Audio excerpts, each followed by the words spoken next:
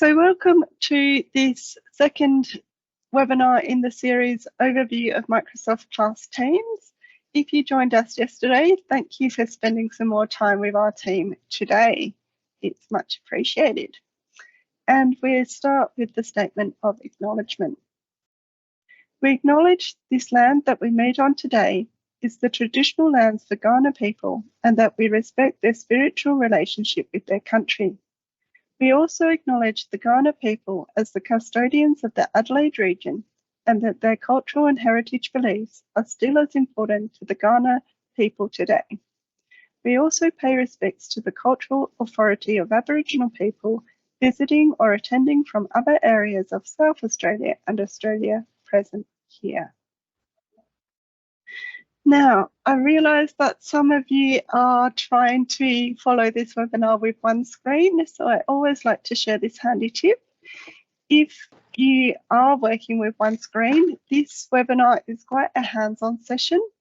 So we do suggest that you split your screen, and if you've got a Windows machine, you can do that by pressing the Windows key and either the right or left arrow, and that will let you split your screen.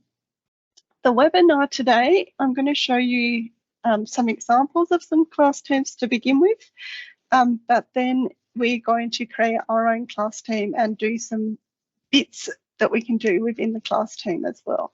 So the first little bit is going to be a bit of show and tell, and then we're going to get stuck into some hands-on action. I've got Lynn here with me today who is monitoring the chat. So if you do put a question in the chat, she might be able to answer it or she interrupt me, but do feel free as well to come off mute and if you've got any questions as well, and we'll get to them as well. So with that, I'm going to stop sharing my presentation and I'll share my screen instead. Okay, so before we jump into Teams, I'm just going to go into the web browser and just show you how you can access Teams if you don't have it installed as a desktop app. So I'm in the EdPass portal and all staff and students in the department have access to EdPass. If you're not sure how to get there, I'll just pop the link in the chat. So you can access Teams, the web version, through this tile in EdPass. You can also, if you're using Edge, access Teams through clicking on this icon over in the top right, and then Teams is one of the icons here. Now, the web version of Teams and the desktop version of Teams are slightly different, and the desktop version has some more capabilities. So today for this webinar, I'm going to use the desktop version. There is one other slight complication for using Teams at the moment because Microsoft last year, towards the end of the year, released a new version of Teams. So I'm going to be using the desktop Teams and the new version of Teams. So if your Teams looks slightly different, it might be because you're still using the old Teams. Most of the features are still the same. There's some slight differences though. So let's minimize that. And let's get up Teams. So this is my Teams here, and you can see straight away I've got a label here called Classes and a label here called Teams. So in the education version of Microsoft Teams, there's a special type of team we can create, which is a class team, which is specific for teaching. And they come up in the top under classes, which is really helpful because it means if you're a member of lots of different teams, you can find your class team straight away at the top.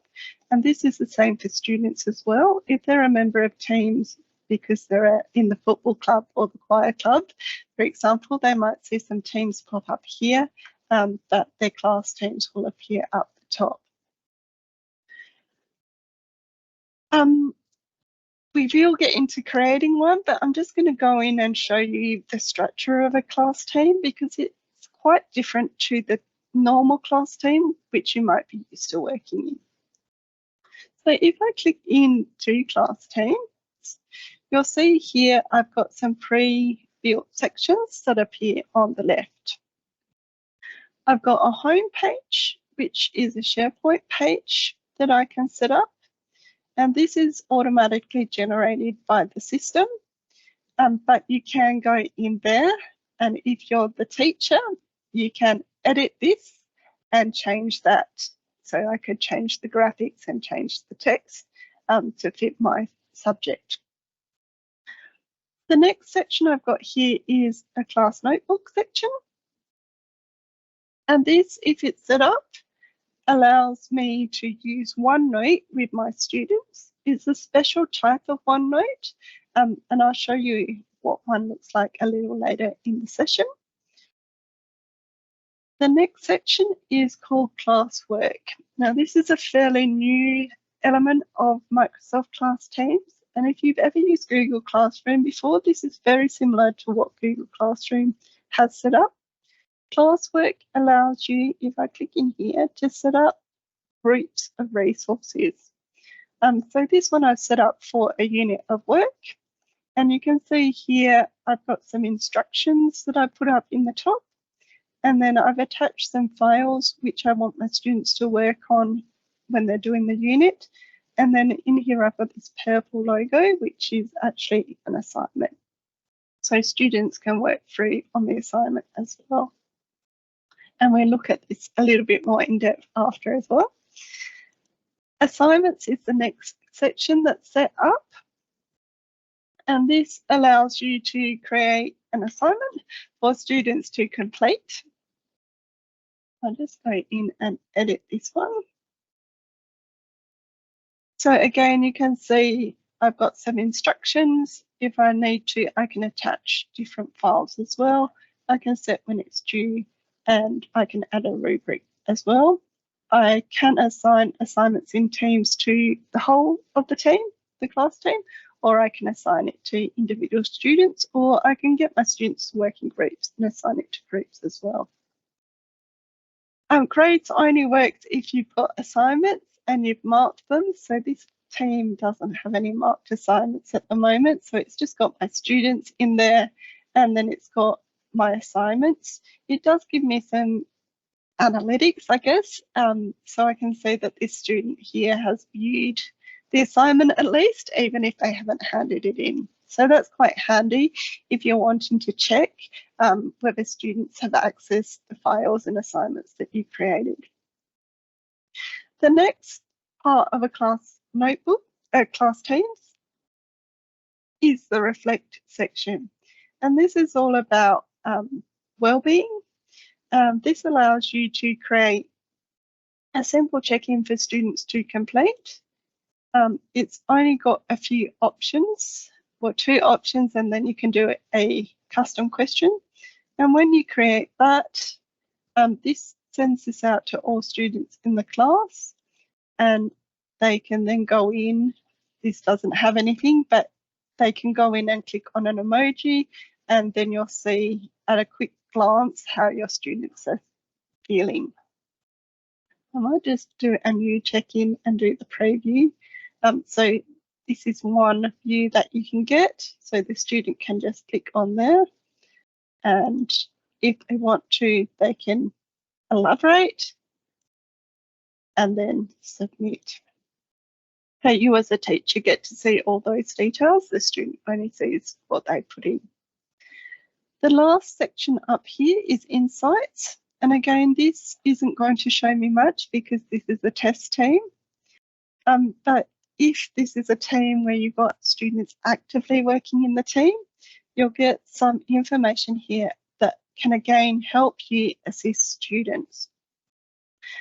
So first of all, the digital activity, you can see whether students are actually accessing the team, and it will show you. So it will show you the digital activity. So if Edit Learn, for example, hasn't been in here for 2 weeks, that might mean that I need to have a conversation with that student and see what their issues are and why they haven't accessed my work.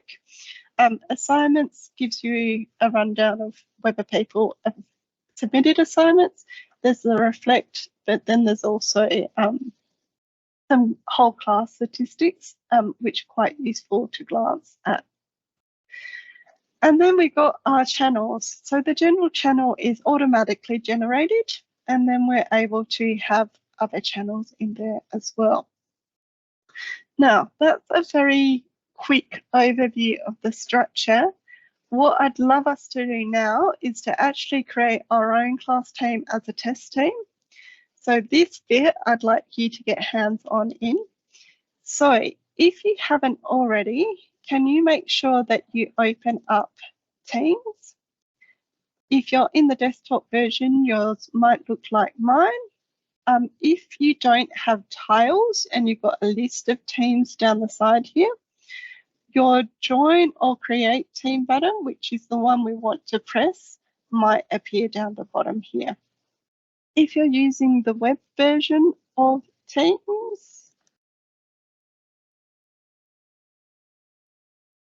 oops, let's go back into Teams. Yours is going to look very similar with the join or create team button up the top as well. So we want to press on that join or create team, and then we want to click on create team. And once you've done that, if you can give me a virtual thumbs up or a thumbs up with the reaction, then I can check that we're all good to move on.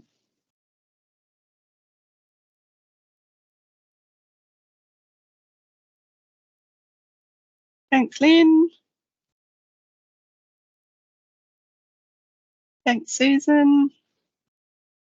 Just give people another minute so that we're all on the same page. Thanks, Yvette. Okay, so when we click on that create team button, we've got 4 options that appear. Now, when you're working with students, it's the class one that you want to click on because that's going to create that structure that we've just gone through. If you create a PLC or a staff team, they also create a different structure in the back end of Teams. Then the other is a general team that you can use for all purposes. But today we're just going to click on class. And it's going to ask us if we want to use this template, and we're going to click use template. Now, if you're using the old Teams, these screens are going to look slightly different. So we're just going to go through, put in a team name and click create. And your screens might look slightly different if you're using the old Teams. So because this is a test team, I'm just going to put in a fake name, but we do recommend that if you're using class teams with students, that you use your school code to start the name of your team. Now, the reason why we suggest that is that if I accidentally deleted this team and my team is just called Year 4 Miss M, there might be 100 teams in the state called Year 4 Miss N. There might be teams that were from 2019 right up to this year. And I've deleted it by mistake. If I put in a ticket to get it restored to our service desk, they're going to have a lot of trouble finding that team. Whereas if I put my school code at the beginning of that team name, they can find that team quite quickly.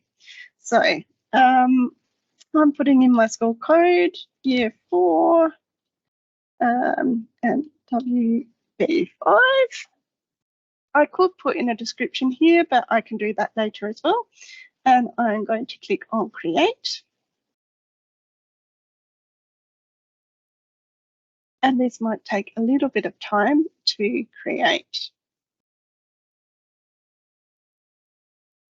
Now, you have the opportunity to add in students' emails. Address is here, or you can do that later. We're going to click skip in this section, and then that brings us into our class team. So what we're going to do now, though, is have a look at the settings of the class team, because when we create the team, it's got some default settings, and there are some settings that we might want to change. So in our class team, or in any team, if you go up near the name of the class and click on those 3 dots, the ellipses, we might just mute you for a moment. The three dots ellipses, you can click on the Manage Team. And then this gives you a whole lot of information and settings that you can change. So at the moment, you can see I'm the only one in this team. If I want to add a co-teacher, I can do that from this screen and click on Add Member. If you're using the old Teams, that button might be over here. Or I can add students. So in Teams, if I add a student, and I'm going to add a student now, you could add me as a student if you want to, or a trusted colleague if you want to join in with this part of the webinar. So I'm going to put this student in, and you see how she's automatically come in as a member. So if this person was actually a teacher, I could change her to an owner now, and she'd come in as an owner. But this person is a student, so I'm going to keep her in as a member and click Add. So now, if I refresh, you can see here I've got my student in there. Now, as soon as you add students to a class team, you've got this nice little mute button that comes up. This is really handy if you're having trouble with your students replying to posts in a team. You can mute the whole team. That will stop them replying to posts. Or if it's just Belinda that is not able to control herself, you can mute an individual student as well. On that, if you look up the top here and go into settings, here we've got something called member permissions, and this also allows us to control how much students can do within a team. So if I click here on the member permissions, at the moment, I've got some settings which I might want to change depending on how well I know my students and how trustworthy these students are. So we always recommend that, at least to begin with, you untick those two options down the bottom, especially if you're working with a new group of students, until you build those trust levels between the cohort of students and you and the students. And the reason why we do this is that if you allow students to delete their messages, they might write something that's mean or offensive, and they can just go in and delete it, and I won't know as a teacher if I haven't seen it that they've done that, but they might have upset some of their classmates. Same with editing. If they write something nasty and then someone's upset, they can go back and edit it, and me as a teacher, I'll see that it's been edited, but I won't be able to see what was originally written, in which case that could cause some problems within the class culture. So we suggest, at least to begin with, in the settings that you untick those. Keep the owners can delete all messages, because that's you as a teacher, and that means that you can go in and delete messages if you need to. In the settings, there's another couple of things that I'll point out.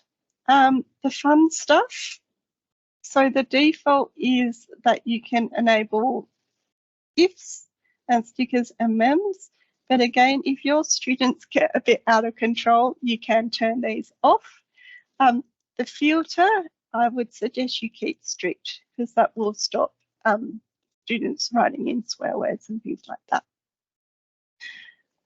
And then the last thing in here is the team code. Now, there's two ways you can get students, or three ways you can get students to join a team.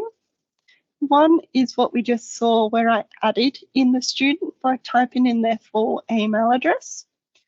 The other way you can do this is on the first day, when you've got all the students in the class sitting down in front of you, you can go into this section of the team and click Generate in the team code section. Now this will produce a code for me, and you can click on full screen so you can have it up on the whiteboard. And then students can type in this code and they'll be automatically added to this class team. So that means as a teacher, I don't have to go in and copy and paste or add my students individually. I can just do this on the first day. There is a downside to this. It means that anyone that has written this code down can then join your team, and you might not notice straight away if they've joined. So after you've done that on the initial day, we recommend that you reset or remove the code. So if I remove the code, it will just look like that, and it will mean that that code no longer works to join this team. Very handy. If I want to give a code to TRTs, for example, to join this class, I can click on generate and it should generate a new code for me. And then I can add this one to TRTs in my notes so that they can join my class as a student and access the work for the students to complete. And if I have trouble with that code, I can always reset it as well. Okay, so that is the settings. Now we're going to move on to the channels. So as I said, the general channel is always created when you create a new team. It doesn't matter what type of team you create.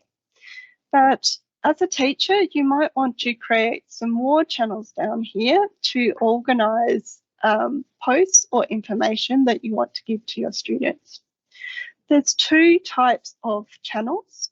There's these ones here, which are standard channels, but there's also things called private channels. Private channels allow you to limit who can see and who can access channels. So these are really handy if you're wanting to work with a small group of students and not share the information with the wider class. So for example, if you had an SSO that was working with an NEP student, you could create a private channel for that SSO, the NEP student and yourself.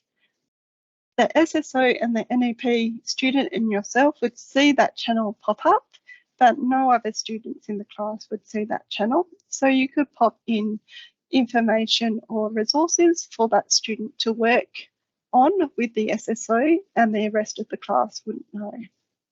So in order to create channels, again, it's the three dots, the ellipses up the top, and then I can do add channel. So first thing is it wants you to give the channel a name. Just be mindful about your names, because if you delete the channel and want to reuse the name, it won't let you do that for 60 days. So just be careful. This one here is my NEP student, Lauren. And here, because it's a private channel just with my student, myself and my SSO, I'm going to click on private. And then I'm going to click create.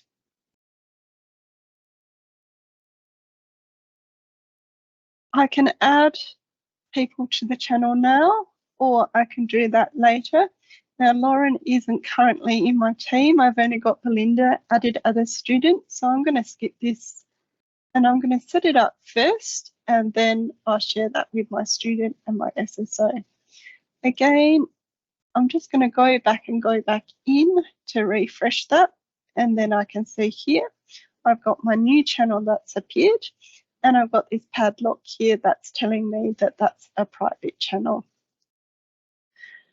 So hopefully everyone now has created a new class team and added a channel. Can you just give me a thumbs up if you've been able to add a channel to that class team? Virtual or digital is, oh, virtual or digital. Virtual or real life is great. So thank you. Perfect.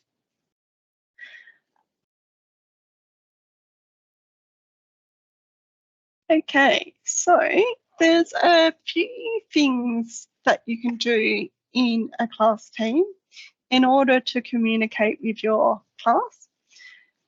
So you might have already be familiar with these. You can create posts and you can do things called announcements. So what I'm going to do, just in my general channel, because this is information for the whole of my class, I can click down here on Start a Post. In the old Teams, that button is called Start a Conversation. I'm going to add in a subject. I don't have to, but I am in this case. We'll keep playing, we'll try and get 2. Oh. Maths week 1. Please focus on learning your 7 times tables. I can add in some formatting, so I could make that bold. I could change the color. If I want to, I can use the formatting that's inbuilt. I could add in some other bits of formatting. So I've got basic formatting. I can also, down the bottom, add different components. This one here is called a loop, and that makes the post, or if I add a loop component, that makes everyone in the team able to contribute to this post rather than just replying to the post. So I've got that in. It's a post at the moment. If I click on post, we'll see what it looks like. It's just there. It's not that visible, but students can see that. Now, at the moment, because of the settings in my team, because I haven't muted my students, they'll be able to reply to these messages and just write. They won't be able to start a post, but they'll be able to reply. If I click on start a post again, let's do spelling. Week 1.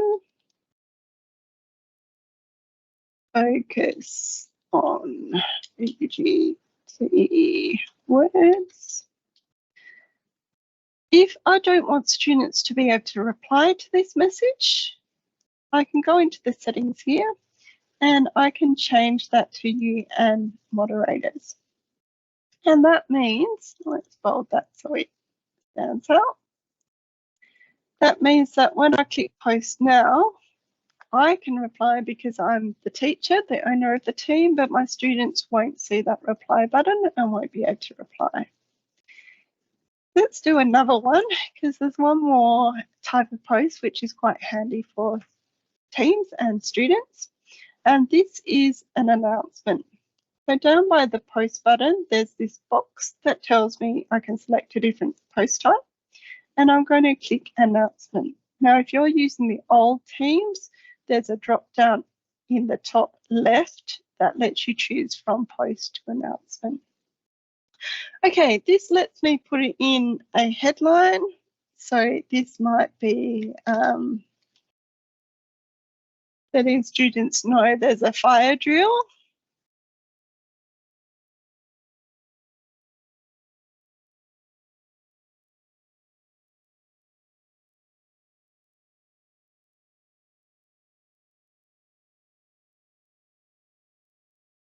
Sometime this week we have a fire drill. And I can put in the information in here again. When I post this, it comes out nice and bold. If I wanted to, I'm just going to click on those 3 dots and go edit. Hopefully.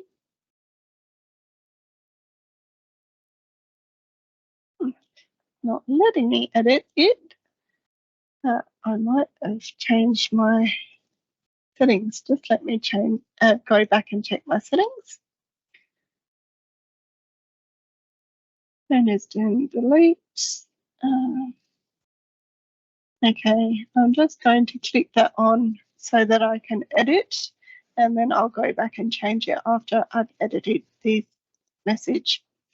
So I'm back in here, and if you don't see that, that might be that you've chosen those settings as well. Don't worry too much about going and changing those settings now. You can always do a new post to follow along with what I'm doing here. So I've got that edit button here.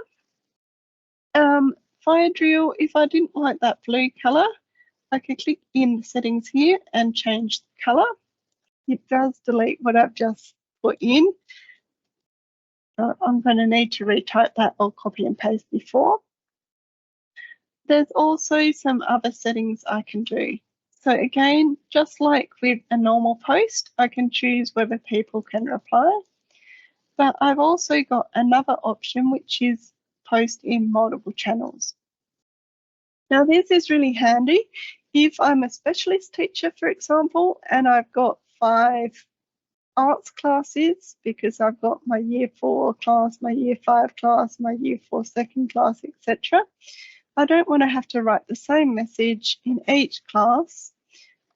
What I can do is go to those settings, multiple channels, and then if I click the plus button, it shows me all the teams I'm a member of, and it allows me to select another team, select the channel where I want to post this message, update, and then this same message is being posted across multiple teams. If someone in this other team replies to this message, it won't be visible in this team. It's just visible in the team where it's posted. But it does allow me to save a bit of time rather than copy and pasting across teams. I'm just going to post that one there. And if I go back into that edit team, you can see that post is there as well. Okay, so the next thing we're going to have a look at is the files section. And class teams have a different file structure to normal teams because Microsoft wants you to have some control over who can access different files. So in the general channel, if you go to the files tab up the top, it might take a little bit of time to come through, but there should be a folder that's generated by the system called class materials. Now, any files that you create and put in this folder are read-only for students. So this is really important to remember. If I just created a file in general and it was an assignment task, for example, and it had a word limit of 800 words, my students could come in, edit that and change it and then say, hey, Miss N, it was only 200 words. I wouldn't have much of a leg to stand on. But if instead I save stuff in this folder, and you can see it's got some information about there, the students can access it, they can read it online or they can download it, but they can't edit it. So any files you want students just to be able to access and not edit should be stored in this class materials. Like with normal teams, I'm able to go in and click on the new button and create a new folder.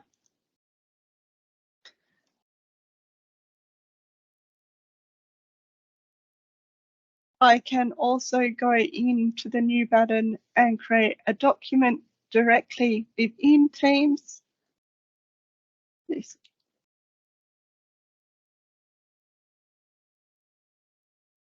That will open up within Teams unless I've got my settings set up differently. So let's just go back.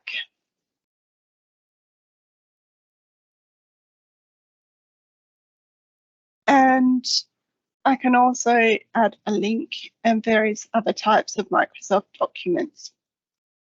So just like you would in normal Teams, you've got all that flexibility of creating things within Teams itself. The other thing from within files is this open in SharePoint. Now, why as a teacher might I need to do this open in SharePoint? Well, this allows me to see the back end of Teams. So at the moment, I just see this general folder and the stuff I put in here. But because this is a class team, Teams has created a whole lot of other folders behind this that I can't see from Teams, where it's going to store all the work that my students do. So if you do have students creating things in assignments, for example, you might want to go and check on what they've created, and you can do that if you go open up in SharePoint, and then you can see a whole lot, a whole nother range of files. I'm not going to show you that today, but there is a screenshot of what that looks like in the handout. So we created one. Hopefully you've created one. There is one more way to put files into Teams, and that is if you haven't created them in there, you can do this upload button, but you can also just drop and drag into that team, and that will upload it. So again, hopefully everyone's been able to follow along, and hopefully everyone has something in their class materials. If you can just give me a thumbs up again, if you've been able to do that. Thank you, Judy and Susan. Perfect, thank you. Okay, so I haven't got anything on classwork in the handout, but I'm going to spend a little bit of time on classwork rather than class notebook, and I'll send you some resources on classwork after, because I think classwork is probably going to be a nicer place to start than us delving into class notebook. So let's go into classwork at the moment, and let's have a quick look at this before we have a look at class notebook and some assignments. So classwork, as I said earlier, is quite a new feature in class Teams. In order to create classwork, and they're called modules, there's the add module button down the bottom. If I've already created modules before, I can use from existing, but we're going to create a new module. Again, I want to put in my module name. So in this case, it's going to be Maths 1. I don't have to, but I can add some instructions in here.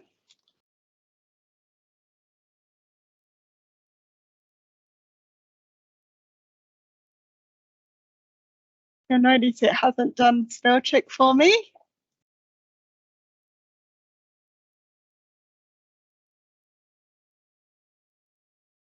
Again, I've got some limited formatting that I can do as well. And then once I've completed my instructions, I'm going to save this. Now you'll notice it's still in draft. That allows me to add resources before I publish it. So to add resources, I can click and browse, or I can drop files in. Now I'm going to drop some files in. So let's drop the maths in there. And let's drop a rubric in there. I can also go to that plus button here, and I can browse for files that are already in the team or in my OneDrive, or I can upload. The other thing I can do from here is attach an assignment. So the one I showed you earlier had an assignment attached which was already created. I can add one that is already created. Now we haven't created one, so we can't do that, but I can also create a new assignment from here as well. Or a new quiz, which will open up in forms, and you can create a new quiz or a self-marking form for students as well. So let's just click on new assignment. We won't put in details, but we do have to put in a title.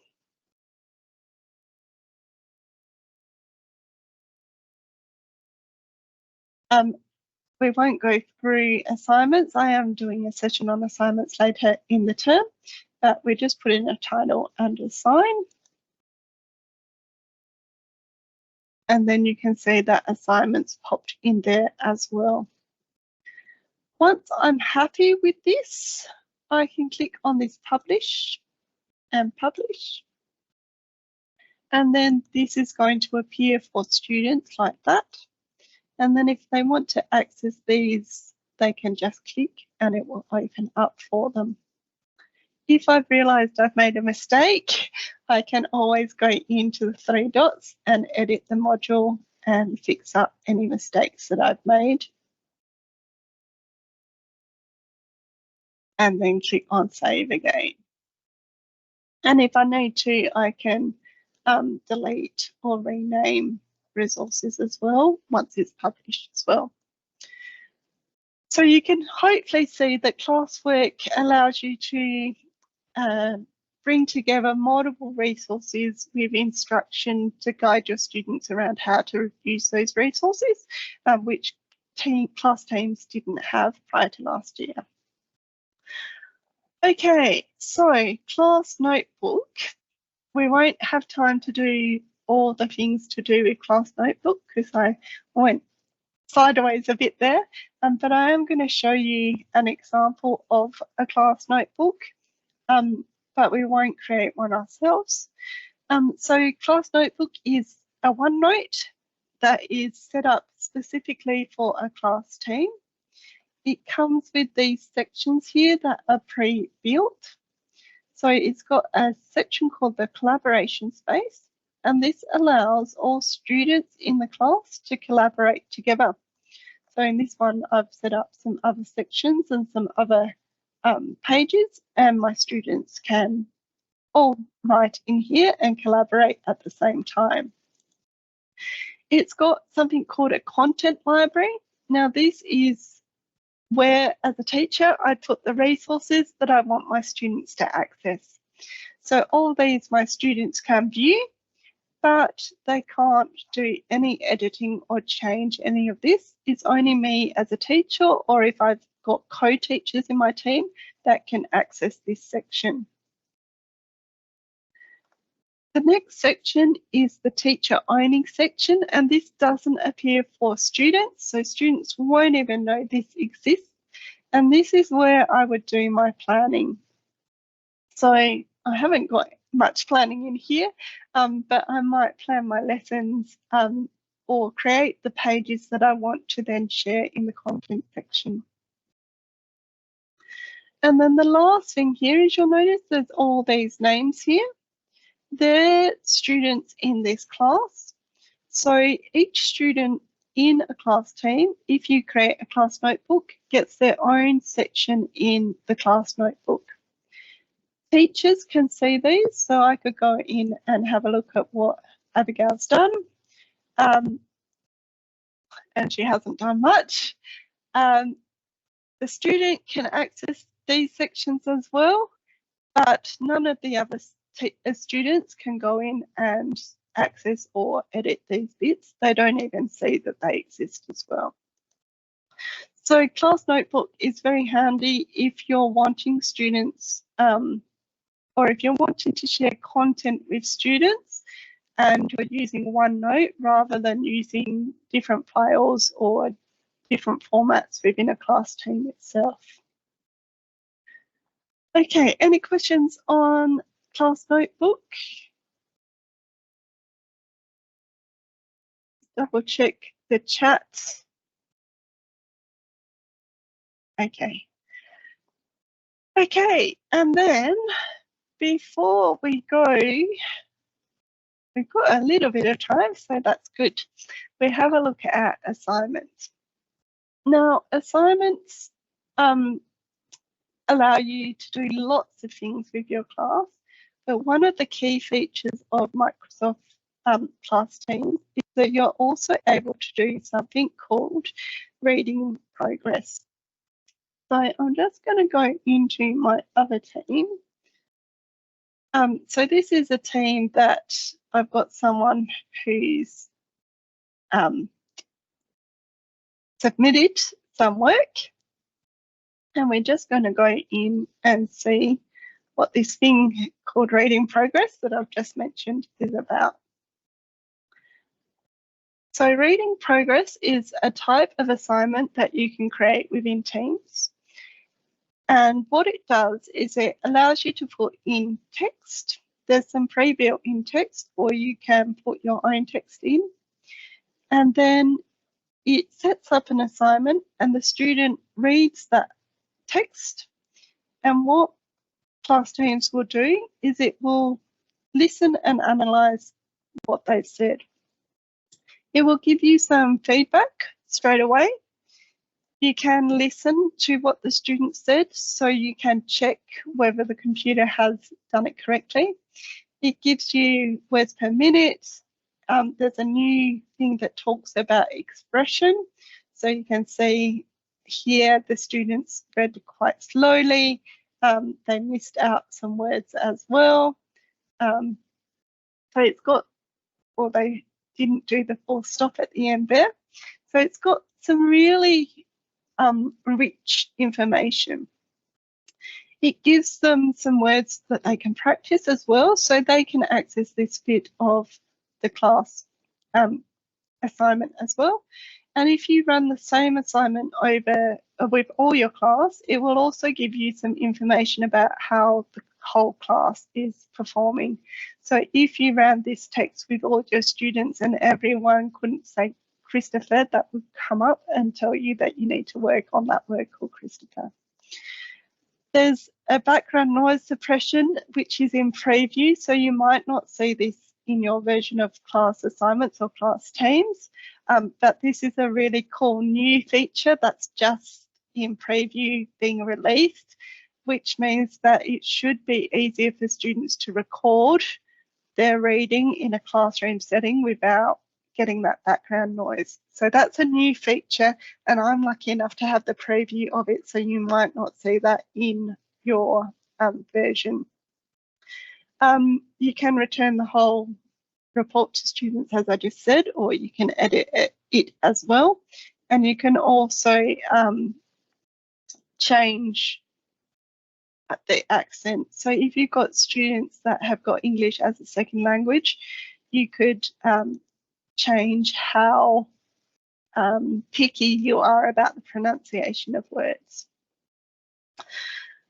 So that's reading progress. That's what the teacher sees. So for the last little bit, we go back into class teams, and I'll show you how to create an assignment from the assignments tab, but also where reading progress is if you would like to use reading progress with your students. So back in my class team, in the assignments tab here, we want to click on create down the bottom. And this time we're going to do a new assignment again. So this is what we did from the classwork. It's exactly the same place, but we've just got to it from the assignments tab instead. We're going to put in a title.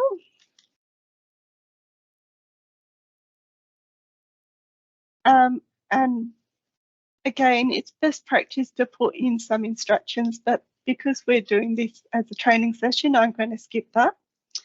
And then I'm going to go in here and we've got some options. So if I click on attach, I can attach some files, and one of the things I can attach is this reading progress. Once I click on there, let's click on get started. I can, as I said, import a Word document or a PDF if I've got a text that I want students to practice, or Microsoft has got some built-in text as well. Now they're all Lexile, so if your school doesn't use Lexile levels, you might need to convert these. It is American, so the grade level might not quite line up with our levels, but at least it gives you something to have a look at and say whether you can use the pre-built text or whether you want to use your own. It's again, there's some texts that are quite American in here. Unfortunately, hopefully Microsoft will improve and make the text more meaningful to a wider range of nationalities as well. But let's look at everyday energy. I can preview it if I want, but I'm just going to click on select, and then it will give me the text in there. I can change some things. So at the moment, it's allowing students to go back and practice all the time. That's the default setting. So my student might read it 10 times before I see and they had it in. So I might want to change that to 2 or 1. I can put a time limit on this. This is a new feature as well. And again, this is the pronunciation sensitivity. So I can set it for the whole class, but like what you saw me move that slider in the individual student, I can then change it for individual students. So I might want to do more sensitive because most of my class are English as first language students, and then just my true students that English as a second language go and adjust their sensitivity afterwards. This again is new, add comprehension, so it will have a look at whatever text you're using.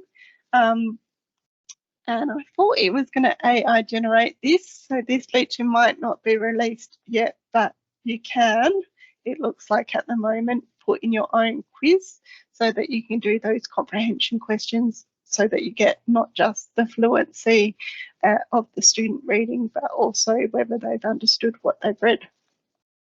And let's just do next.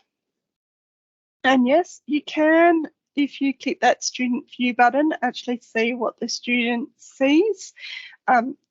I can't do that in this demonstration today because it will want to use my camera and my mic, but you can do that if you want to see what the student will see.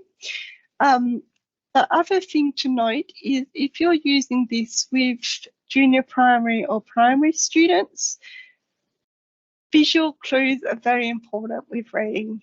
So in order to use that with those younger cohorts of students, I would upload the text into assignments, but also provide a copy for the students. So the students are reading the copy with the visuals and you're just recording what they're saying. So that's reading progress. And again, if I click assign now, I can see that's popped in there. All my students in my class will get a notice to say that that's come in. If Belinda has handed it in, I'll see that in the status as well. And I can also, as a teacher, go in and review her work. Now, because she hasn't submitted anything yet, there's nothing in there. But when she submits it, I'll be able to see her work. I can give her some video feedback if I'd like to, or I can enter in some feedback as well. From here, you can, if you've got more than one student in the class, go through and see all the students directly in this window. You don't have to hop out and hop back in to see your whole class.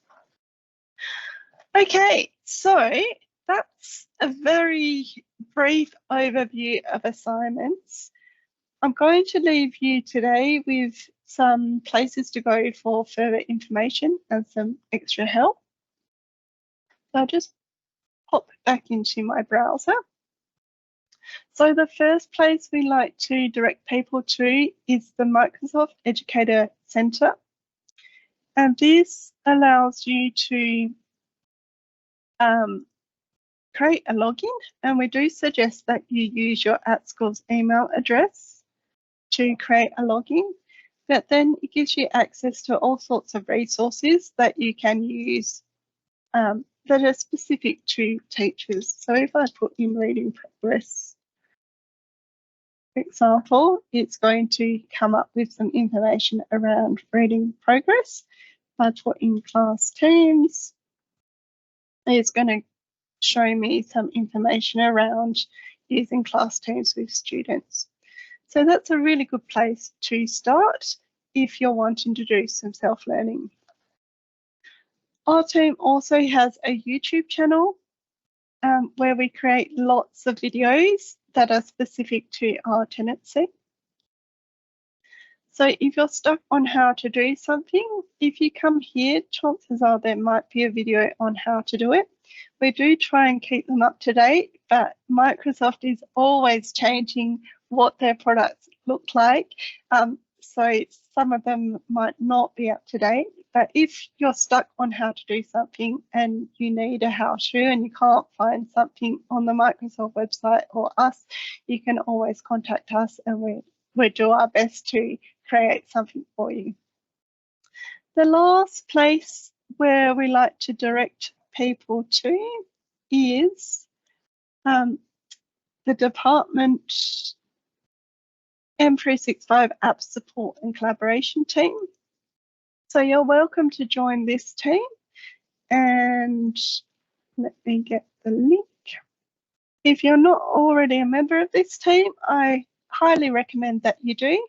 Our team monitors it, but you'll also see that lots of teachers or SSOs or admin staff are on here and happy to add or help people that have troubles or issues and share what they're doing in their own schools as well. So if you have a question, this is a great place to ask as well. Now, the last little bit that we'd love you to do, and if you can do this before you hop off the call, is we'd love you to fill in our feedback survey. So we really appreciate feedback because that helps us improve. So if you're able to, before you hop off this call, click on that link that I've just popped into the chat and fill out that feedback. That will also generate a certificate for you. Now, I haven't been monitoring the chat, so I'm hoping, because I haven't been interrupted, that most things have been answered. But if you've got any more questions, feel free to pop them in the chat now or to come off mute and ask away. But I will stop the recording now. But thanks for joining us.